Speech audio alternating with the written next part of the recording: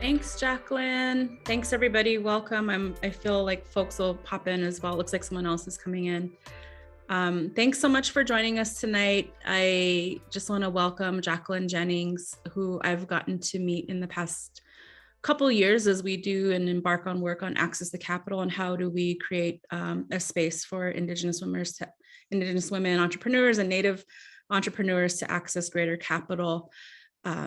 And I thought Jacqueline would be just such a phenomenal guest because she's been doing it in Canada and in First Nations communities and really coming with her, I guess, own expertise as an Indigenous woman, but also as a representative of Raven Capital Partners.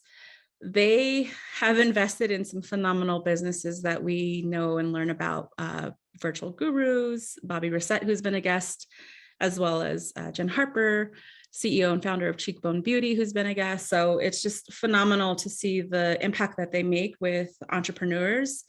And the intention and goal for tonight is really to support folks who are thinking about investment to really have not only the education and the wherewithal as they seek investment, but to really empower empower themselves. So just real quick, I'll just do a quick intro for Jacqueline.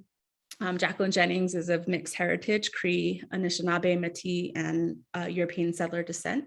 She's an impact investment professional, a decolonial facilitator, and an entrepreneurship educator with a foundation in the private sector and particularly entrepreneurial-driven apparel brands such as Lululemon, sorry if I messed that up. I love you more for not being able to pronounce that, Jamie, actually. It's Lululemon, but let's just go with Lululemon. Okay. And then Aritiza, Jacqueline has also in the last decade coached hundreds of founders and developed multiple startup accelerator programs for entrepreneurs. Currently as a venture partner at Raven Indigenous Capital and as director of the Fireweed Fellowship. She supports the flow of support and of venture capital to Indigenous and Native American entrepreneurs historically excluded from equity investing due to systemic oppression, while taking a trauma-informed approach. We actually also met in conversations around the trauma of money, and we'll kind of share some questions later on about that, but that's one resonance I found with Jacqueline in learning about this work as we talk about finances and capital and investment, how trauma actually shows up in that conversation. So more on that later.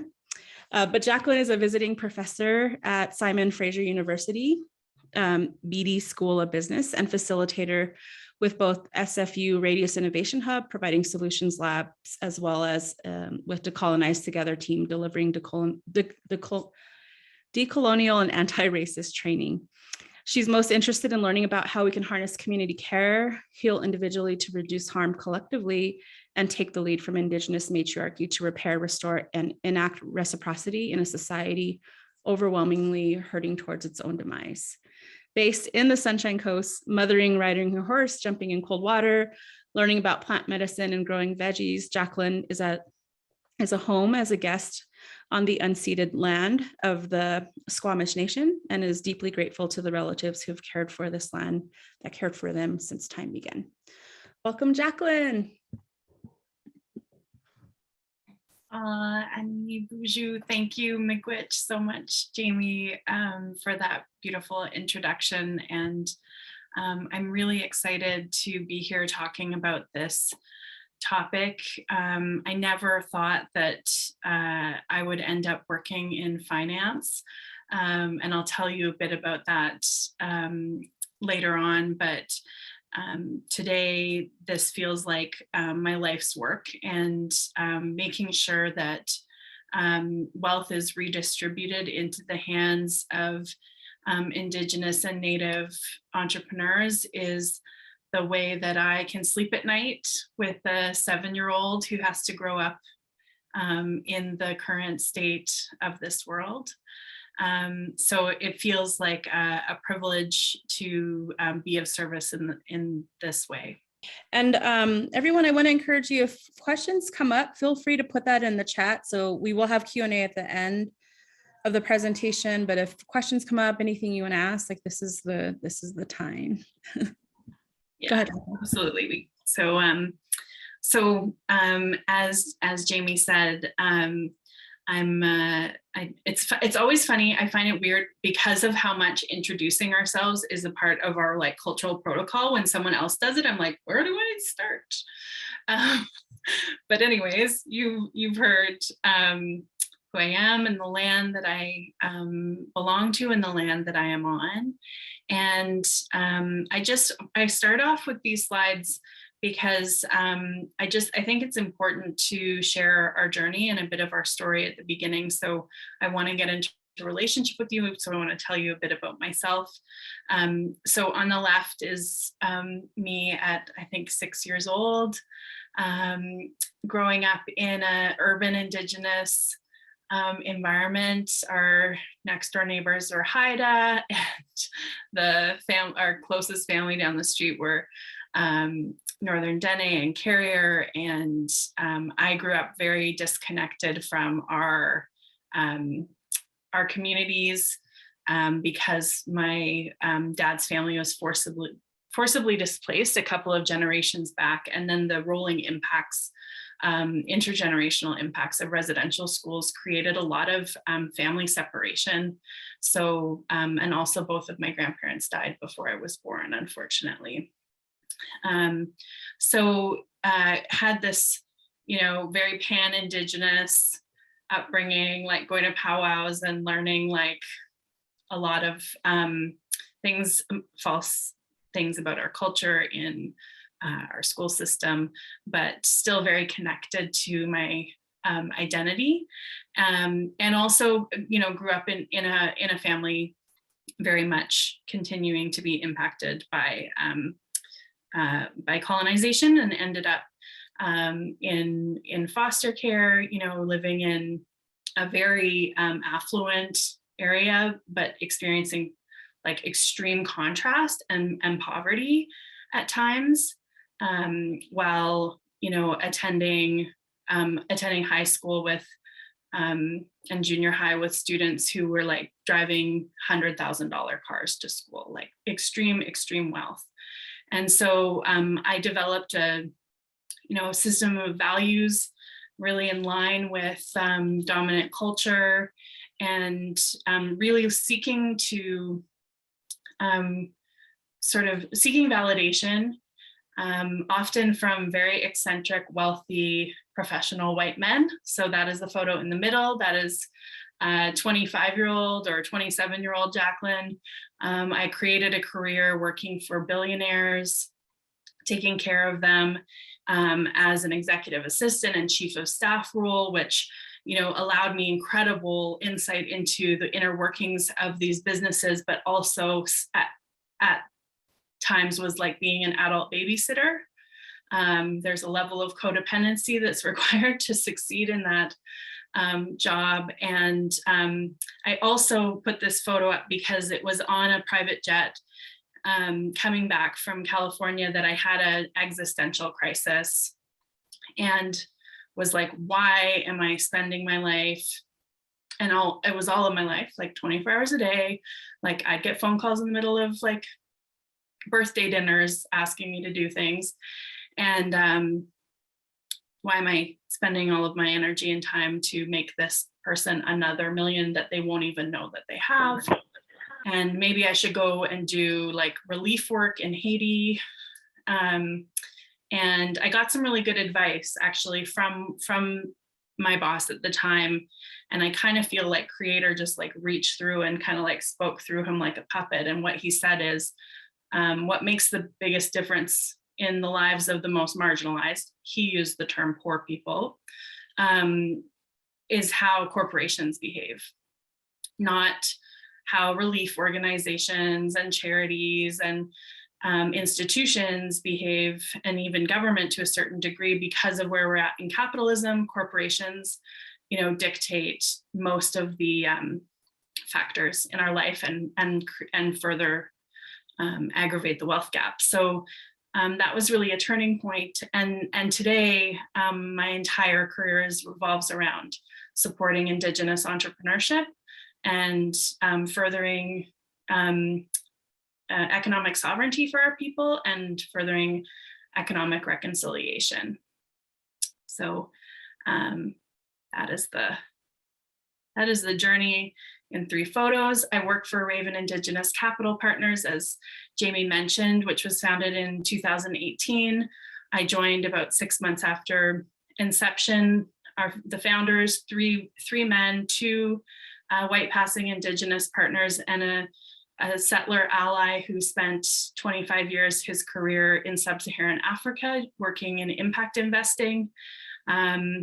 None of us think that is the ideal makeup of the founding team, but at the time it was honestly, it's probably the only team that could have achieved what they achieved because of the comfort that they created for the investors who they were seeking money from. They thought they could raise maybe $1 million, or maybe they could raise $5 million to prove that there was a path to investing in Indigenous equity and venture capital, and they raised 25 million, and we're in the process of raising a second fund of $75 million. So here's our team, growing all the time. And last year we opened our office in New York because our investors were like, we have more money than you can deploy in Canada. Can you also do this in what is currently known as the United States? So we will do 50% of our investments in the US out of our Fund 2. And this is sort of our driving force behind when I talk about economic reconciliation. This is what I mean, is like it occurs, that is not charity. It occurs when we're no longer just trying to manage poverty, but we're actually managing wealth within our nations, but also within our families and in our own personal bank accounts. So a little bit about, we're the only Indigenous-led venture fund in the world. I really hope that changes soon. I previously had been told that I'm the only Indigenous woman in venture, but I'm so excited to see Shannon. I've already sent her a DM and was like, can we meet? Can you email me? I don't want to be, none of us want to be the only ones doing this. So the way that we're operating this colonial capitalist system. So some of the ways that we're taking a decolonial approach, we can't change everything, and every sort of degree that we defer from the status quo, we lose investors. So it's a bit of a balancing act, but essentially we're really founder friendly. It's incredibly important for us that the founders that we invest in retain ownership and don't get overly diluted or forced out of their companies. So we say we're profit seeking, not profit maximizing. And the way that we do that is that we have very clear commitments to our investors around the thresholds. We're not looking for a 10x return on every dollar we invest. We also do that by centering relationships and not behaving transactionally. Obviously, Indian country is very small, especially when you're an entrepreneur. But it's just the right way to do business. And then making money behave more like medicine, which we've already talked a bit about, is seeking to bring a trauma-informed approach, and then recognizing that everyone is carrying their own story around money, and that sometimes when we have conversations about money, well, we'll get to that a little bit later, but our complex problem solving is not always there. So I just wanted to, for the sake of this, investing is a really broad term. And Tammy, when you shared, reminded me that we probably could have been even more specific, because this is not about taking your own personal money and investing it to make more money. What we're talking about tonight is, as business owners, going out and seeking capital to grow your business. So, and Jamie, you jump in if you see any misnomers, because we don't do any lending, and that is not my background. And I hope I don't seem like boo on lending, because it's really important and it has a good place. And we do a lot of deals that are a blend of both. But I just wanted to break it down super simply so that everybody's on the same page. So a lot of these are my definitions, but like lending is a sum of money that gets borrowed under certain agreed to conditions and then it's repaid at a later date. I think it's really important to note that usually when you borrow money, you immediately start paying it back, though sometimes it'll be like 3 months or 6 months or a year. So, for those of you who've ever borrowed money to like buy a car, you start repaying it the next day. It's also really important to know how these entities, the lending entity and the equity investing entity, make money. Whenever you're going into a relationship with someone where there's money, you want to know what their agenda is. How do they get paid? Can really help you to like listen for like truths and untruths. So it's important to know that a lender makes their money by collecting interest, and that it may or may not be, it usually is secured against an asset. So if you borrow money, they're going to say, well, what if you don't pay it back? What do we get? And you're going to say, my house or my car or my watch. If you're doing, if you're at a pawn shop, or a payday loan, my paycheck. Some of those are examples of really predatory lending. And Jamie can tell you about that another time. It's in terms of a business lending, it's generally not a huge amount of money compared to either the value of the business or the revenues coming in. It's got to be like less than what that asset is worth. So it's a really good tool for growing the business. And I think that's another distinction, is like lending is a tool. Generally you're just getting money in that relationship. I think depending on, how interested in your business your banker is, they might make an introduction here or there or give you a pep talk once in a while. But for the most part, they give you money, they want it back, and they want some reporting in between. Do you think that's a fair thing to say, Jamie? Did I miss anything important? Yeah, I think so. Right in the US, there's community development financial institutions that are providing lending dollars, a lot of microfinance work. Smaller dollars happen in Indian country, and what we're doing, we're definitely doing a lending product, but woven with that technical assistance and a community to lean into. So I appreciate that. And we've also seen how lending has been really predatory in our communities and with high interest rates and just like loan sharks out there. So thanks for that. And I'm more about the equity. Yeah. So on the equity side of things, which is what Raven Capital does. So we're a venture capital fund. There's also out there in the world something you'll hear called private equity. And I'm not going to totally get into what private equity is, but I'll just explain that generally venture capital, you can think about it as like an adventure because it's usually earlier stage. Private equity is often when a big established company is either in trouble or they need to acquire another company, then they'll go to a private equity firm. They'll say like, you can buy 25% of our company because that'll give us this much money. We can go do this. Private equity doesn't generally invest in early stage ventures. So equity is a sum of money invested into the company so that the company can grow and do a thing that they want to do, which gets in return the investor almost generally a portion of the business. So I invest in a company, we determine how much it costs, and now the venture capitalist or the fund, owns a percentage of that business. Technically, that money does not get paid back. It's not a dollar for dollar repayment. And it also, there's no payments right away. So there's no exchange of funds. It just, here's the chunk of money and, build the company. The investor makes money when the business either increases in value and they sell their chunk to somebody else, that can happen, or sell it back to the founder, or the business is sold. So if the company is acquired, then I own 20% and it gets sold for a certain amount, then I get that increased value. So let's use a round number. My math is terrible, so feel free to jump in. But if let's just say $100, and I buy in when the company is only worth 50, and I get 20% of the company when it sells, what I paid $10 for is now going to be $20.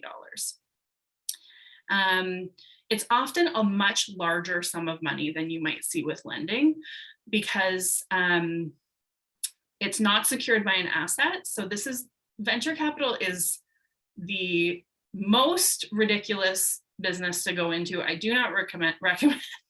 It's very risky. Basically, we're like, we like you, we believe in you, we think this is going to work, and we think it's going to grow. And if it doesn't, then we both lose. So the bank would never do that. They're going to say, if this fails, we're going to take your car or your house or whatever that asset is for security. So it's a larger sum of money. It's high risk. It's basically like, we think the market is there. We think you're the person to do it. We think the product is good. Let's go together. So it's more of a partnership, or some might even say a marriage. And then, so what you get is money with varying degrees of support. With Raven, you get a high degree of support.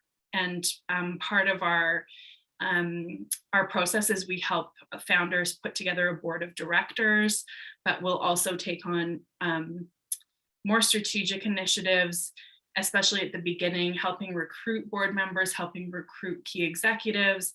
I'm focused, in apparel, natural products, fashion. So that is looking right now like helping set up new factory relationships through my networks. It's looking like helping to lead a redesign of the e-commerce platform, that sort of thing. So you kind of get like an ad hoc bonus executive maybe. And all of this is the whole point behind equity investing is to eventually have an exit. An exit is how everyone gets their money out, or how some of the people get their money out. So that could look like, as I mentioned, the company sells. In some cases, the company will go public. My 20% will convert into stock, and then I can do with that what I will. An exit could be, we've helped you grow to a certain place. Now you need to raise way more money than we have in our fund. And so other investors are going to come in, they're going to buy out our position. There's lots and lots of ways that an exit can occur. We've also structured deals where the founder buys back their ownership from us as the company grows. So eventually it comes back to them owning it independently. There's something called a revenue share. There's many different options for an exit, but this is important because it's like going into a relationship and getting married. You need to talk about what's the end game? Are we going to have kids? Where do you want to live? What do you value? Hopefully people have those conversations. I'm sure a lot of people don't have those conversations before they get married.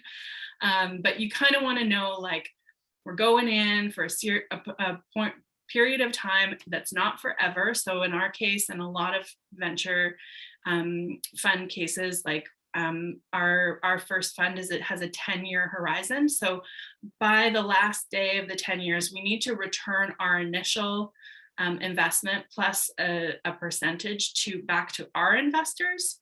So we are kind of in the same position. We're in between. We raise a whole bunch of money and then we give it out in little pieces, and then we give back plus a bit to our investors. So these are just important considerations. If you were here in the first 5 minutes, you heard Whitney Houston, who is one of my personal heroes. So I shouldn't say that. Her life did not go well at all, but I love her music. So this is something we wanted to talk about is how will I know if I'm ready for investment? We took that poll, we looked at, sort of where folks at. And there's a lot of answers to this question, but I've kind of picked 3. And I guess before I get into this, I should ask if there's anybody have any questions about the lending versus equity. Does that make sense? Was there any gaps? I'm happy to go back if there is, if there's anything anyone wants to look at further. You good? Thanks, Jacqueline. I actually, I know you all have supported Dave's virtual gurus who we contract with and work with, as well as Cheekbone Beauty, who a lot of us utilize Jen Harper's products. If it's okay to share, I guess, any learnings, I guess, or how equity has helped their businesses grow. It's funny. Maybe we can save that for later.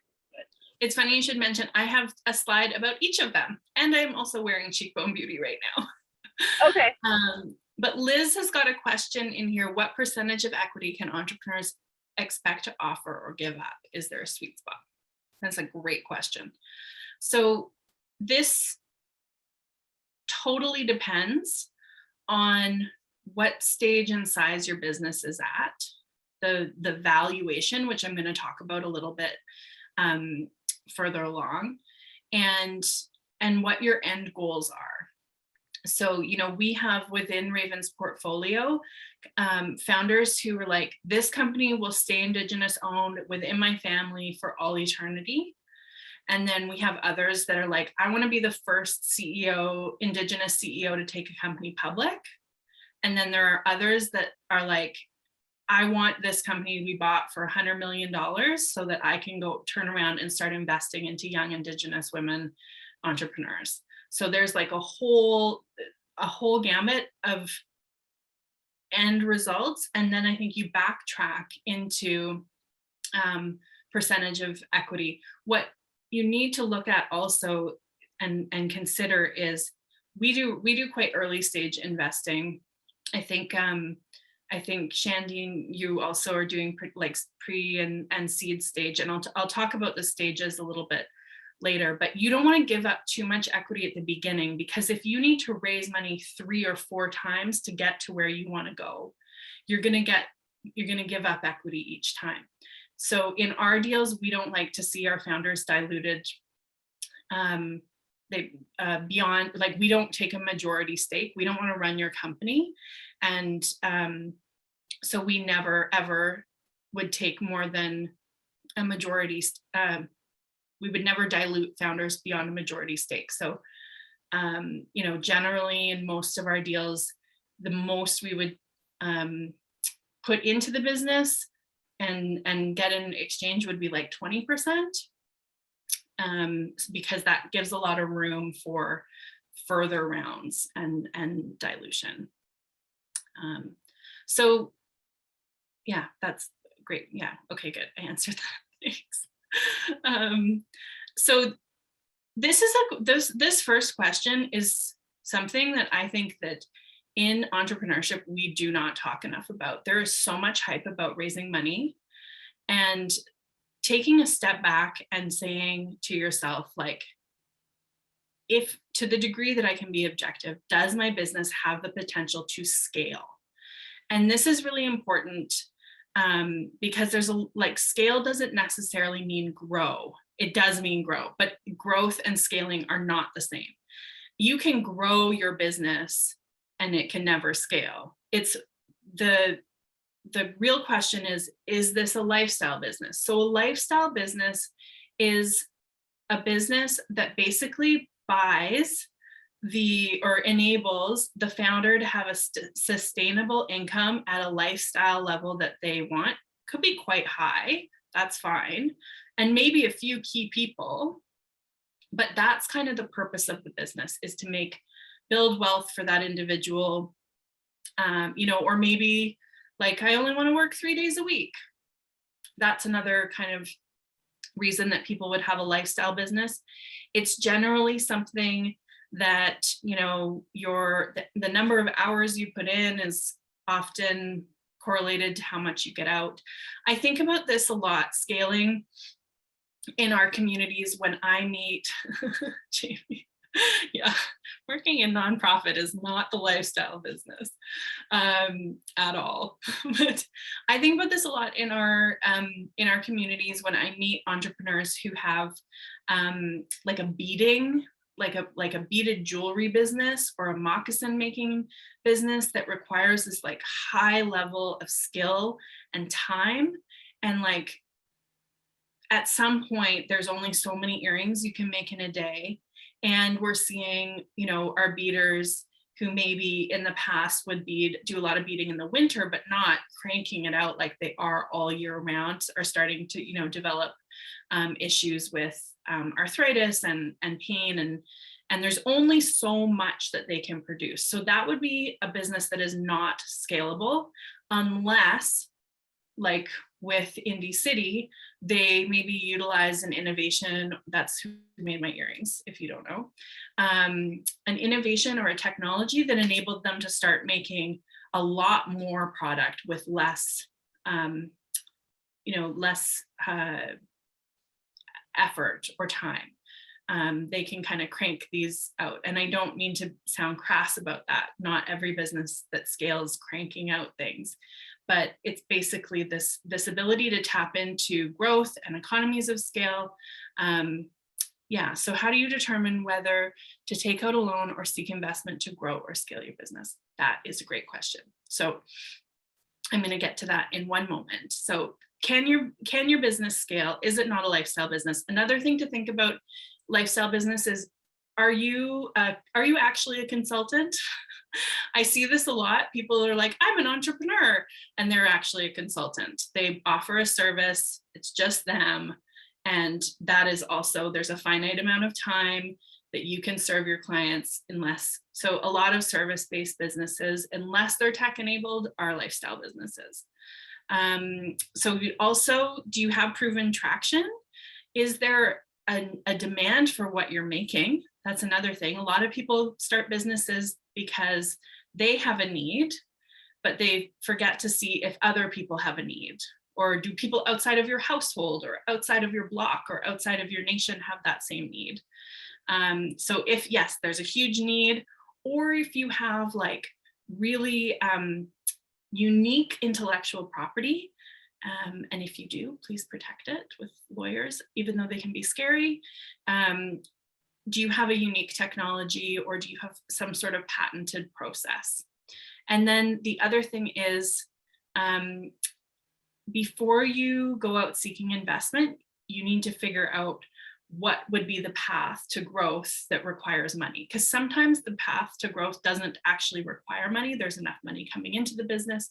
And that would be an example, Kim, of some reflection to do about whether you need a loan or equity. It's like, how much do you need? How quickly do you need it? What are you going to do with that money? Do you have a really clear idea? So these are the other three answers I came up with. There's a lot of other ones, but am I ready for investment? So this is now like, is the business ready? Now, if you're the founder thinking about, I cannot or don't want to grow organically. Okay, there's lots of reasons. And if you are interested in venture and startup, I think doing some research about the timing of some of these success stories.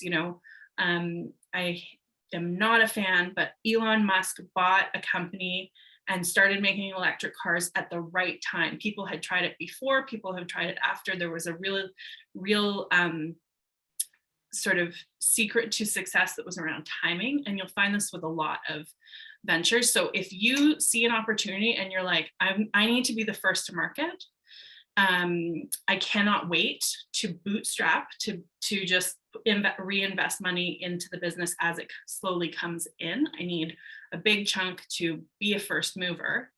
And then the other question that I wish a lot more entrepreneurs would ask themselves is, do I want help? And this can help you figure out if you want a loan or equity as well. So it doesn't happen very often, but I will just share that recently we did an investment. Well, in the last few years, we did an investment, and it became really clear afterwards that once the honeymoon phase, you know, that we're selling each other on the relationship, and oh, I want your help and your money. And then, you know, once things got going, it was really clear that the founder, and she may not have known this before, she didn't actually want help. She didn't want anyone else having too much information or input on her business and her plans. And so this is a really important question to ask. Do I want help? Instead of like, do I only want money? Because if you only want money, alone is a really great way to go. A couple of other things. Are you ready for investment? Do you have clear ownership in the business? If it is a mess tied up in a divorce, you know, or 20 people own a piece of your business, that is going to make it really difficult for any investor to take you seriously or move along down the path. So really clear ownership. We call that a cap table, like who are the owners in the business.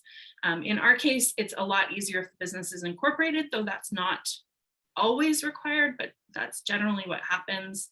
And a shareholders agreement, willingness, again, back to help to have a board of directors.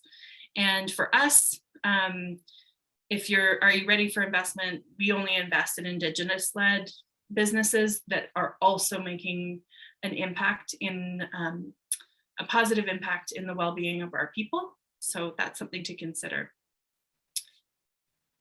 I'm going to pause there. Any other questions about how to know if you're ready? Yeah, carry on. So one thing that Jamie and I talked about, and we talked about this fight, flight, freeze, or fawn, is that you know, we've all got a lot of stuff going on around money, and so if you're going to go out and seek investment, it might be a good idea to sit and have a talk with your best friend, an elder, or just with yourself in the mirror about what's your like, how triggered are you having a conversation about money? Do you feel like you're going to get into a meeting and maybe like shut down or get really defensive or not ask questions and just go along with whenever the investor is suggesting? I think it's a good moment to pause and to have a bit of self-awareness around how we show up around money. I'll tell you about fawn in a moment. So in every trauma state, every response is an action of survival instead of cognitive choice. So when we're triggered, when our trauma is triggered, this is what happens in our brain. Our prefrontal cortex, which is the newest part of our brain, which is where our creative problem solving abilities and what is called executive function, it's basically like our common sense, logic, reason, all of that, our ability to experience nuance, that goes offline. Our limbic will pick up, so we'll have an emotional response. This is a kind of, you know, this is the middle-aged part of our brain. And then we end up back in our brainstem, which is the reptilian brain, which feels like we are being hunted by a predator and we need to survive. So that is the kind of cascade of trauma and what's happening in our brain. So these are the reactions that are most common when we feel like we're unsafe or in danger, or, you know, we need to survive.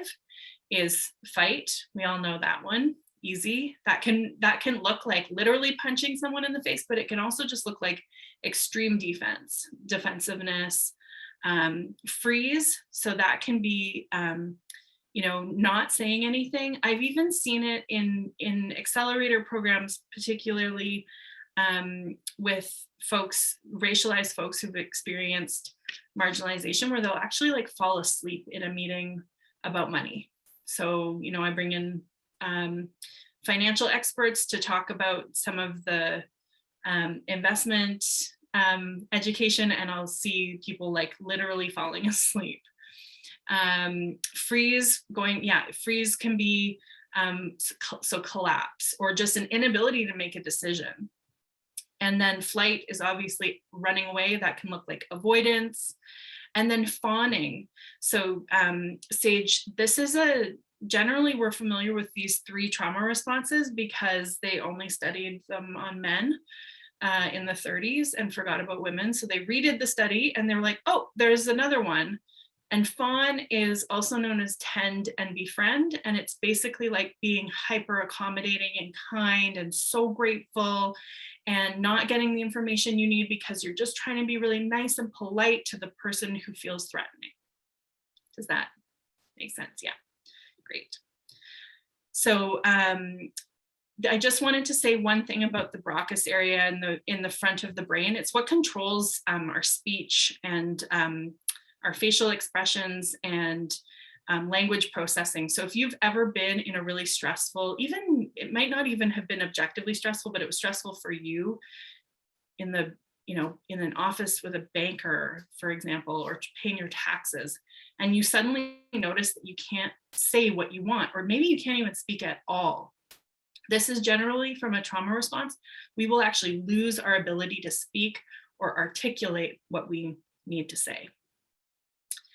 So I'm just going to share a little bit about, kind of illustrate the journey of reaching investment.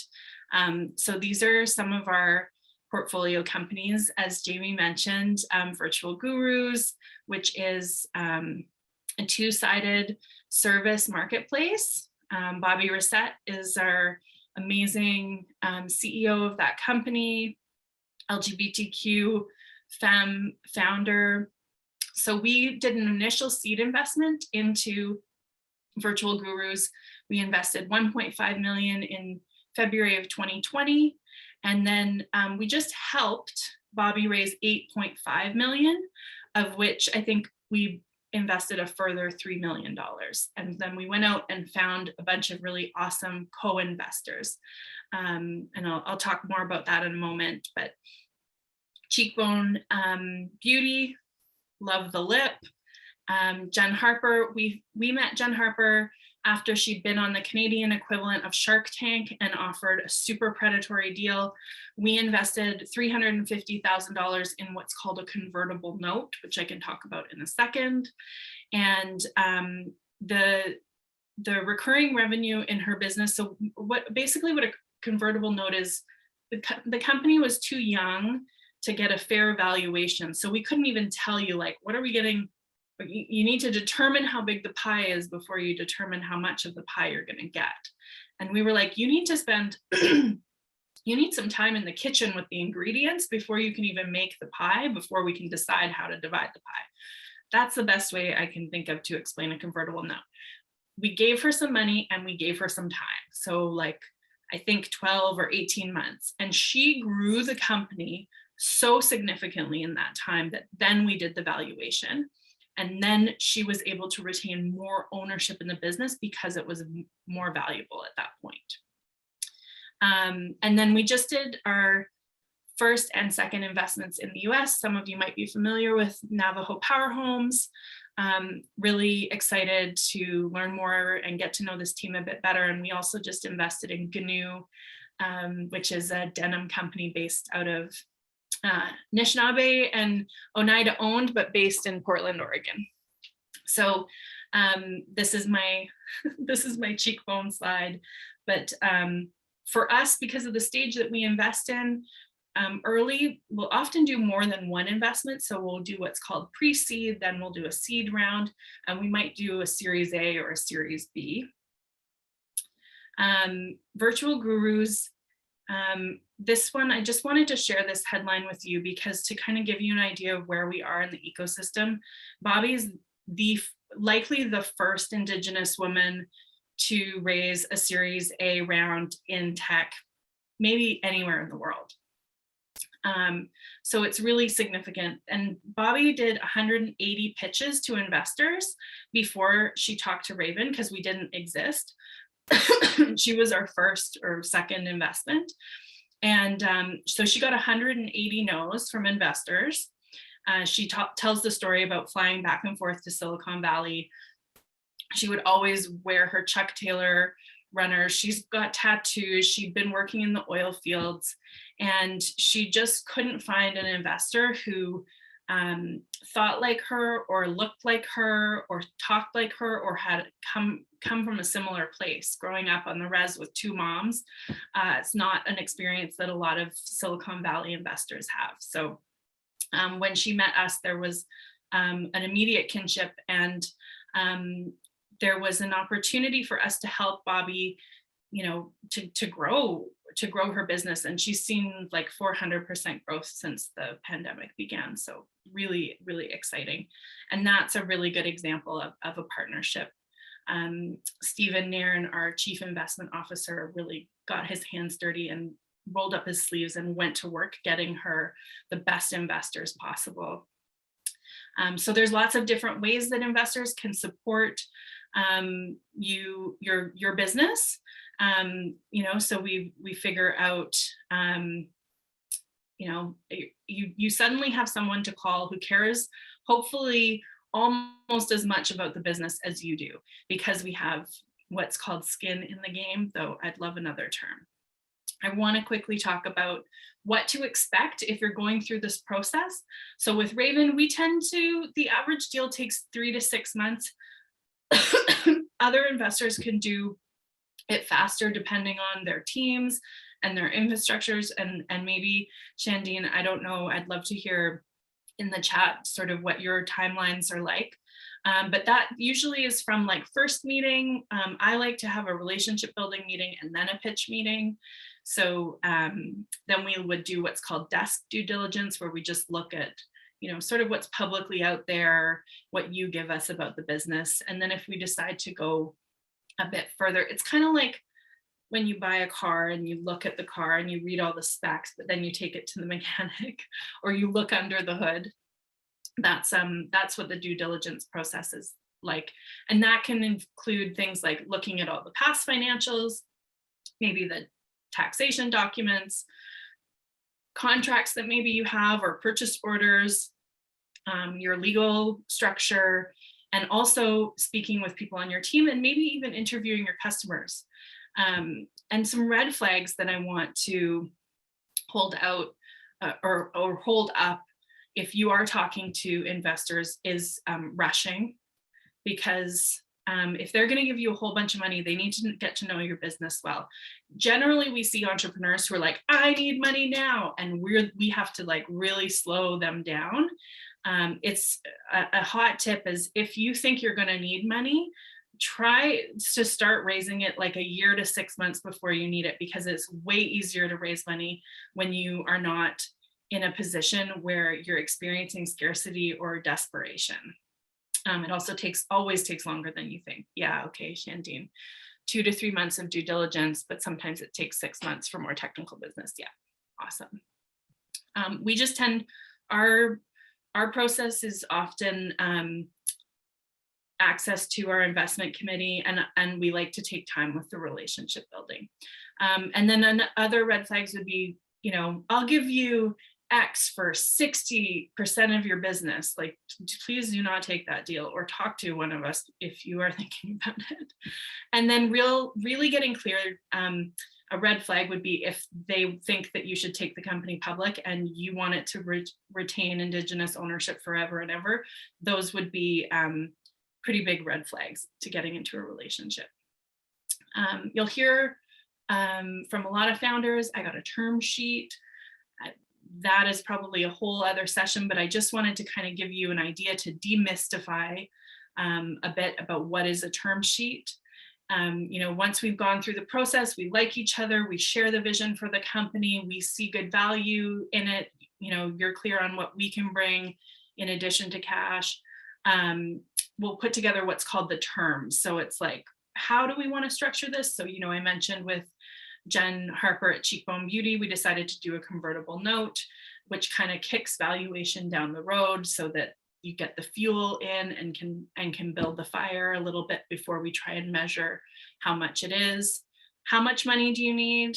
So we're going to invest $500,000 with a convertible note just for the period until that growth is complete. There's interest on that. It's generally not a ton.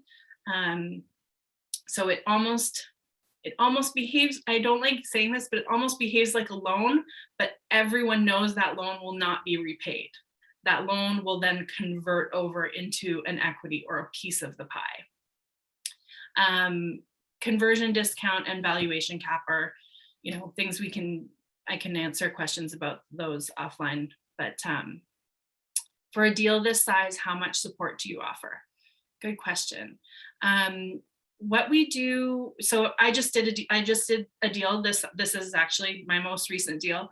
And for the first 180 days, I am working like almost for them 2 days a week. I'm getting onboarded, I'm sitting in on meetings, I'm making introductions, I'm interviewing new staff because a lot of this money was going to hiring new people.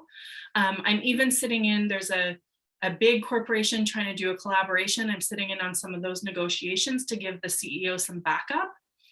We can play that like good cop, bad cop. So a high level of support. Some of our ventures, they just want, you know, they need something from us like once or twice a month, and then we have quarterly board meetings. So that can be the way that support looks. In the product space, I like to be hands-on. So I think I can pause there. We've only got a few minutes left, but I just want to make sure that I haven't lost anybody and that there aren't any really obvious or burning questions that any of you have.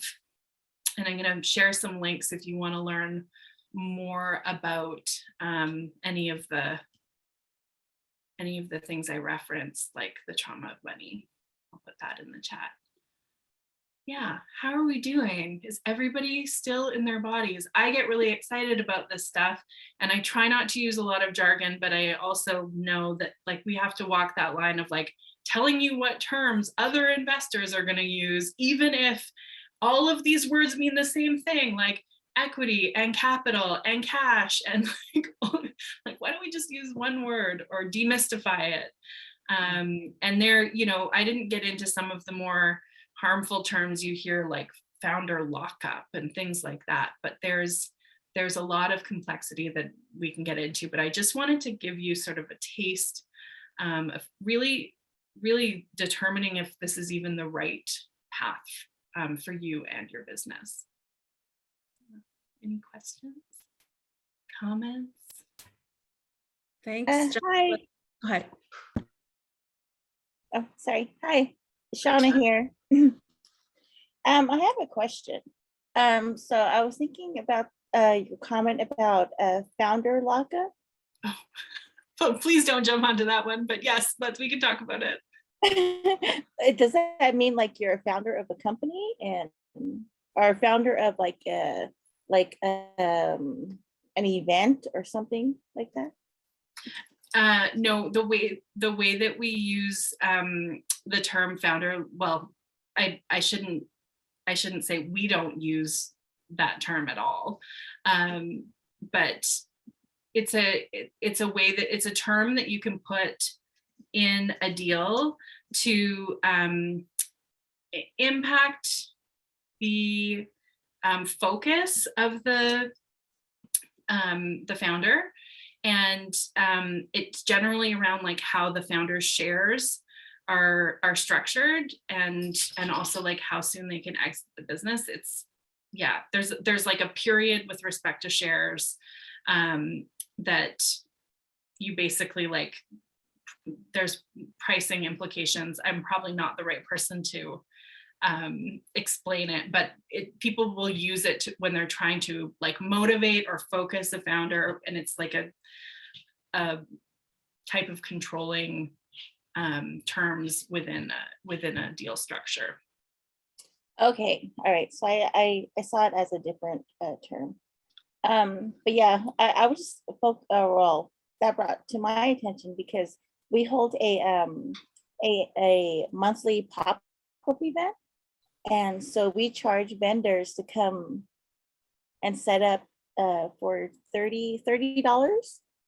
And now our last event has 70 vendors. And then food trucks. We had 5 food trucks and we charged them $50. But we have another guy that's working with us and he's dealing with all the money. And so we're not seeing, and it was founded by us, by our location. And so they're basically using our name to promote it and, you know, make it bigger and better. Because basically I'm located in Las Cruces.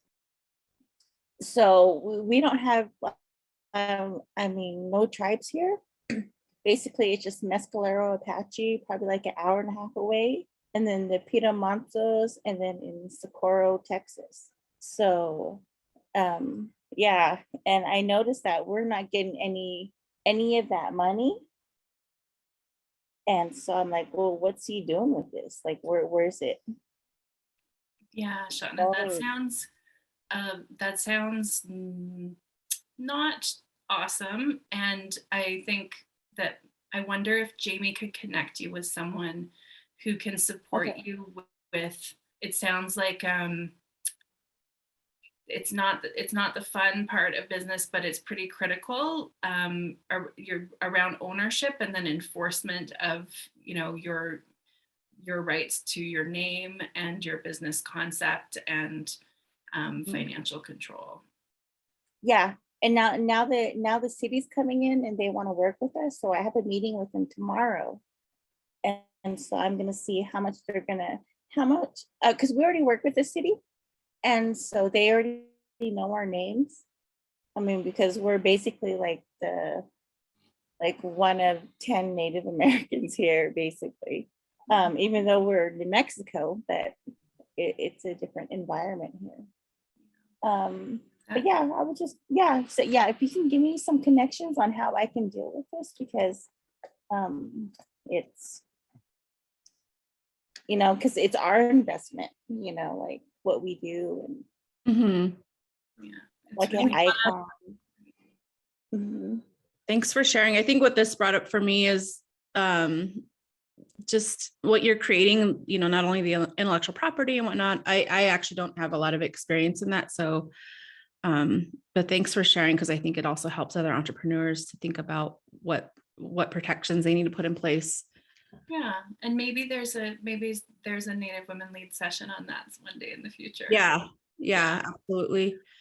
Jennifer, I'm not sure. I saw your question in the chat. I'm not sure if you have been with us for the whole session, but Raven Capital is a impact investment venture fund, which means we're profit seeking, not profit maximizing. So a lot of it's like how we engage with our LPs, who are the investors who put money into the bucket that we then take and piece off to entrepreneurs, and with the, you know, intention of growing it.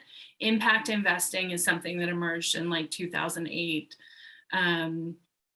When a group of sort of like socially minded, social impact investors got together and talked about, you know, how do we not completely exploit entrepreneurs, and how do we support entrepreneurship as a tool for innovation and social impact in the world. So I hope that answers your question. Yeah. Thanks, Jacqueline. I know we're a little bit over time, but just wanted to see if anyone else had any questions before I close this up.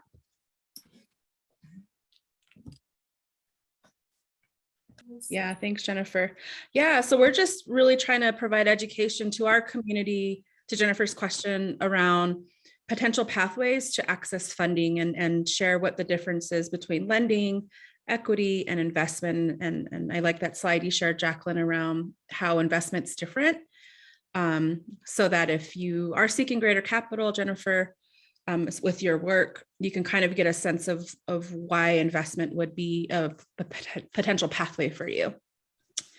And I'm just like blown away, Jacqueline. I actually I come from a finance background in lending. So now you sharing more about like what investment means is really helpful to us as we're designing potentially an investment product. Because we do want to invest, and we're actually now at that point where we don't know if we actually want to have shared ownership. And we don't know if we're ready to give that time and that energy to an entrepreneur at that deeper level that you all are doing. And yeah, so I just really appreciate it. And then Shandine, you know, I know you're here as well. We're trying to push the envelope of what it means to invest in Indigenous folks and founders, and meet them where they're at in their journey to raise capital, seek capital, to grow and scale their businesses. So thank you for that differentiation. Okay. My pleasure. Well, Jacqueline shared her email if you want to keep in touch. Yeah, thank you so much, everybody. I think this is a good temperature check of where our community's at and, you know, what's possible. But go ahead. I have an ask for all of you. Yeah. If you know in particular of any Indigenous-led businesses that are scaling and growing and running into challenges, kind of a good sort of like yardstick might be like, you know, over $10,000 a month in revenue, if they're unless they're working on developing some like top secret tech and they aren't generating any revenue, send them the Raven website or send them my email. I would love to talk to them. We're just starting our investment journey. Particularly, I'm focused on the West Coast in the US, and then my colleague Gary is based in New York. So like California, New Mexico, like the whole sort of west side of the country. Yeah, please send them my way. I'd love to even just have a conversation about how we can help to grow the ecosystem. Awesome. Thank you so much, everybody. I have a question. I do have a question. Go ahead. For Jacqueline. Yeah, thank you very much. I'm very impressed with your background and the work you're doing. Really awesome as an Indigenous woman being in business for almost 25 years. This is like so refreshing, you know, like it's finally happening, you know, things are moving in the investing world, you know. And what I wanted to ask you was, do you ever take on interns, and would you consider taking on an intern, which is me?